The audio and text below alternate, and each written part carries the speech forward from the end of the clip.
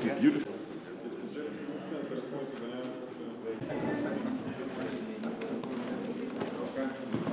Hello, welcome. Thank you. Please come. Welcome.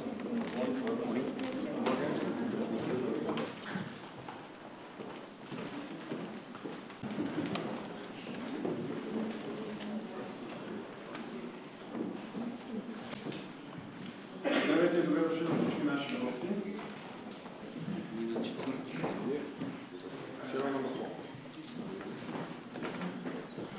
За нас от Възраждане е чест да ви посрещнем в сградата на Българското народно събрание, защото създаването на тази парламентарна група беше една наша стара обща мечта, за която ние работихме заедно в продължение на месеци, още от миналата година насам, с амбицията да поставим на дневен ред теми, които не само в нашите страни, но и в Европейския съюз като цяло биват неглижирани, отхвърляни, пренебрегвани. Пъти сме казвали, тъй като Is there everything okay with devices? Сме задължени да имаме и обща борба. Задължени сме да бъдем съюзници. Не само... Ние смятаме, че Европа на суверенните нации, новата парламентарна група и партията, която беше учредена, дава шанс.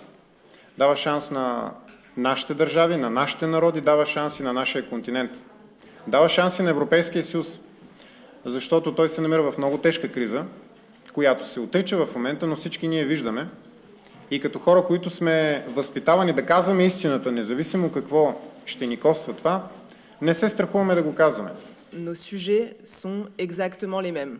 Les sujets qui nous intéressent, les sujets qui nous inquiètent, nos espoirs.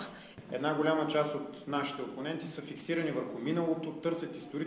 Et quand on regarde l'histoire du continent européen, on s'aperçoit que tous les grands mouvements qui ont touché la France sont aussi tous les grands mouvements qui ont touché le reste du continent. Заместник-председател на парламентарната група. Dass es glücklicherweise nicht nur eine Alternative für Deutschland gibt, sondern es gibt eine Alternative für Europa. Es gibt viele Alternativen für Europa.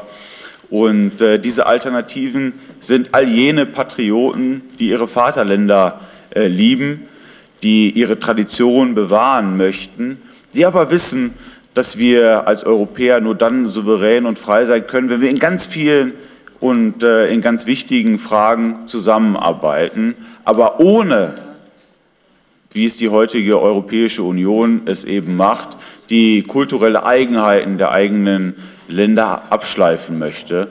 Und es freut mich wirklich sehr, dass wir in den vergangenen Monaten und vergangenen Jahren Ihr Versprechen im Übrigen aus den vergangenen Wahlkämpfen wahrmachen konnten. Sie hatten schon vor der Europawahl, vor der EU-Wahl in Bulgarien in den Wahlkämpfen immer wieder deutlich gemacht, dass Sie daran arbeiten, eben genau eine solche Fraktion auch mit begründen zu wollen. Eine Fraktion von Mitgliedern, die sich nicht entschuldigen für das, was sie sind, für das, was sie wollen, sondern die treu zu ihrer Sache stehen, die sagen, wir sind Bulgaren, wir sind Franzosen, wir sind Deutsche, wir sind Litauer, wir sind Ungarn und das wollen wir auch bleiben. Aber in den entscheidenden Fragen wollen wir natürlich zusammenarbeiten, dass wir eben nicht von anderen Teilen dieser Welt abhängig sind.